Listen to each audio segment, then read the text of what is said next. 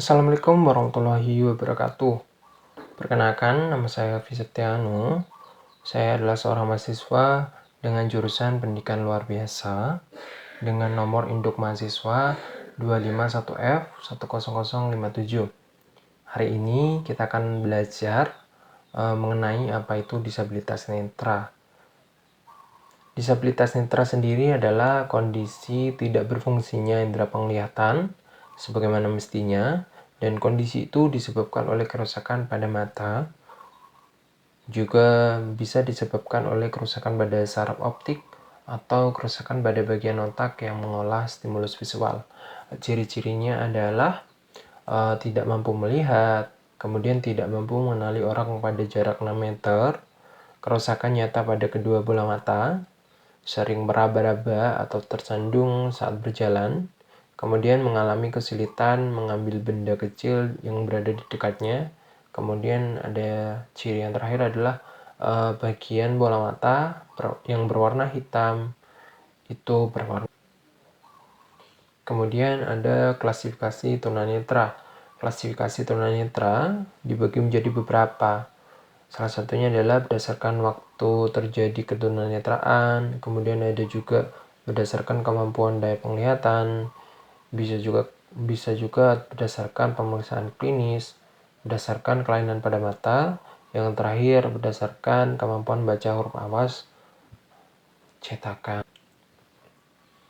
Kemudian berdasarkan waktu terjadinya ketunanetraan, ada beberapa disabilitas netra yang terjadi sebelum dan sejak lahir, kemudian disabilitas netra setelah lahir atau pada usia kecil, kemudian ada disabilitas pada usia sekolah, ada disabilitas pada usia dewasa, kemudian ada disabilitas pada. Berdasarkan kemampuan daya penglihatan, disabilitas netra dibagi menjadi 3. Ada disabilitas netra ringan atau biasa disebut low vision, kemudian ada disabilitas setengah berat, kemudian yang terakhir ada disabilitas berat. Dalam hal ini adalah disabilitas netra berat. Untuk disabilitas netra ringan atau low vision adalah mereka yang memiliki hambatan dalam penglihatan, akan tetapi mereka masih dapat mengikuti program-program pendidikan dan mampu melakukan pekerjaan atau kegiatan yang menggunakan fungsi penglihatan. Kemudian ada disabilitas setengah berat, adalah mereka yang kehilangan sebagian daya penglihatan dan harus menggunakan kaca pembesar untuk mengikuti pendidikan ataupun untuk membaca tulisan yang bercetak tebal. Kemudian yang terakhir ada disabilitas netra berat, adalah mereka yang sama sekali tidak dapat melihat. Kemudian ada faktor penyebab seseorang bisa dikatakan atau mengidap ketunanetraan. Ada faktor endogen, faktor yang sangat erat hubungannya dengan keturunan dan pertumbuhan anak dalam kandungan. Faktor endogen ini biasa disebut adalah faktor dari dalam. Biasanya berkaitan dengan penyakit yang dibawa oleh ibu ataupun kelainan pada janin. Contohnya adalah juling ataupun miopia. Kemudian ada faktor eksogen, faktor yang disebabkan oleh sesuatu yang berasal dari luar kandungan. Bisa karena kekurangan vitamin A, kemudian bisa karena virus seperti virus trakoma, kemudian ada juga karena penyakit katarak. Kemudian ada faktor penyebab tunanetra, digolongkan menjadi 3. Ada prenatal, kemudian ada postnatal, kemudian ada natal. Untuk prenatal adalah berkaitan dengan keturunan ataupun pertumbuhan anak dalam kandungan. Untuk postnatal adalah kerusakan pada mata atau saraf mata pada waktu persalinan akibat benturan ataupun benturan tekan dari benda keras saat persalinan. Kemudian bisa juga karena waktu persalinan ibu mengalami penyakit gonore atau kencing nanah. Bisa juga karena penyakit sifilis. Biasanya penyakit-penyakit ini dibawa oleh sang suami yang ditularkan kepada ibu hamil. Kemudian ada ibu mengalami penyakit mata yang menyebabkan keturunan. Maksudnya di faktor keturunan. Untuk keturunan sendiri bisa disebabkan oleh salah satunya adalah pernikahan sesama disabilitas netra. Orang tua dengan disabilitas netra bisa saja memiliki keturunan ataupun anaknya nanti ketika ia punya anak bisa mengidap disabilitas netra, namun tidak menjamin ya, hanya bisa 50%, bisa ya ataupun bisa tidak. Kemudian ada penyakit pada retina, umumnya merupakan keturunan seperti retinitis pigmentosa. Penyakit ini sedikit demi sedikit menyebabkan mundur atau memburuknya retina.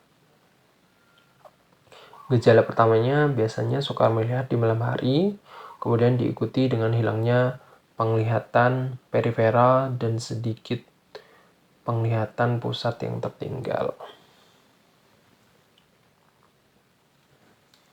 Kemudian ada faktor pertumbuhan dalam kandungan. Gangguan waktu ibu hamil juga dapat mengakibatkan janin atau anak dalam kandungan mengalami disabilitas netra. Kemudian ada juga ibu yang mengalami penyakit TBC sehingga merusak sel-sel darah tertentu selama pertumbuhan janin dalam kandungan. Bisa juga karena infeksi yang dialami oleh ibu hamil akibat terkena penyakit-penyakit tertentu seperti rubella, cacar air, yang menyebabkan kerusakan pada mata, telinga, jantung, ataupun sistem susunan saraf pusat pada janin yang sedang berkembang. Kemudian ada infeksi toxoplasmosis, trakoma, dan tumor. Dan juga bisa karena kurangnya vitamin tertentu yang dapat menyebabkan gangguan pada mata sehingga fungsi penglihatannya menghilang ataupun berkurang. Kemudian jika seseorang ataupun siswa mengalami disabilitas netra, pembelajaran apa yang akan diberikan kepada siswa tersebut? Pertama adalah kita harus maksimalkan indera perabaan atau taktil pada anak tersebut. Kemudian kita juga bisa mengajarkan mereka untuk orientasi mobilitas, untuk bagaimana anak tersebut mengetahui atau mempelajari lingkungan yang ada di sekitar mereka. Untuk pada usia-usia sekolah, kita seperti di sekolah luar biasa, guru biasanya akan mengajarkan bagaimana anak tersebut untuk mengenali ruang kelas menggunakan perabaan ataupun menggunakan tongkat yang dapat digunakan untuk mereka bergerak ataupun mobilitas. Kemudian untuk pembelajarannya sendiri, guru biasanya menggunakan media-media yang bersifat konkret ataupun nyata, menggunakan figuran ataupun menggunakan benda nyata, kemudian dirabakan atau menggunakan taktil pada siswa disabilitas netra. Dengan hal itu, siswa netra diharapkan mampu untuk mengikuti pembelajaran sebagaimana mestinya. Kemudian juga ada penggunaan huruf braille bagi disabilitas netra. Penggunaan huruf braille ini bertujuan untuk dapat menyampaikan materi secara jelas menggunakan tulisan yang dimodifikasi khusus yang memang digunakan untuk disabilitas netra tersebut. Kemudian untuk identifikasi ataupun pembelajaran lain yang dapat diberikan kepada disabilitas netra adalah salah satunya adalah kita dapat melatih disabilitas netra tersebut untuk mengetahui minat bakat mereka. Misalkan siswa disabilitas netra memiliki hobi dalam bermusik, maka kita dapat mengarahkan mereka untuk aktif dalam kegiatan-kegiatan yang berkaitan dengan musik. Misalkan dia memiliki minat dalam bermain piano, kita dapat mengarahkan anak tersebut untuk bermain piano agar nantinya skill tersebut bisa menjadi suatu keahlian yang dapat menunjang karir disabilitas netra tersebut. Namun tidak menutup kemungkinan untuk disabilitas netra tersebut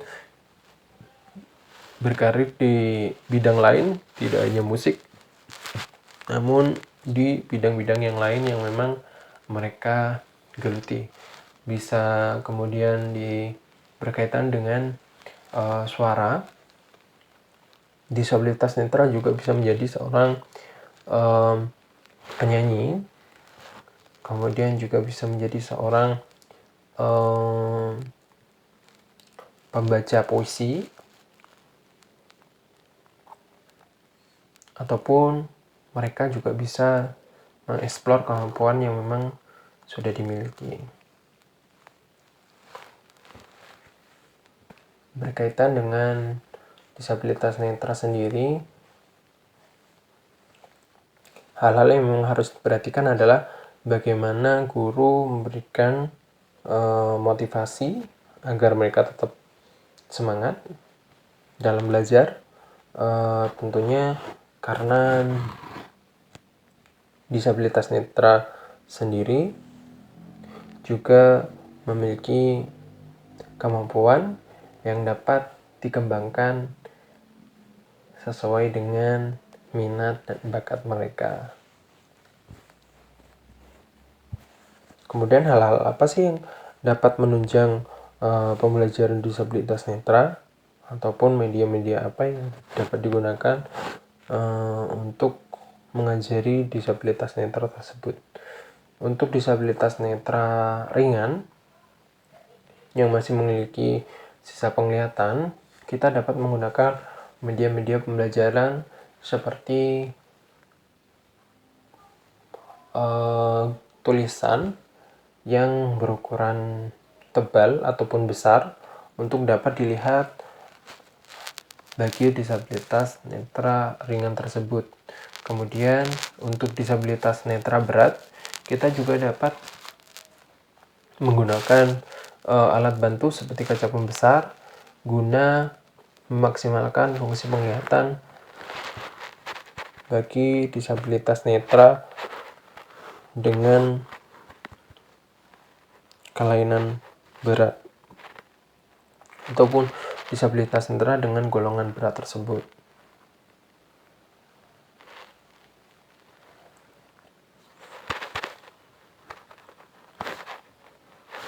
Mungkin cukup sekian pemaparan dari saya, kurang lebihnya mohon maaf. Saya akhiri, sampai ketemu di pertemuan selanjutnya.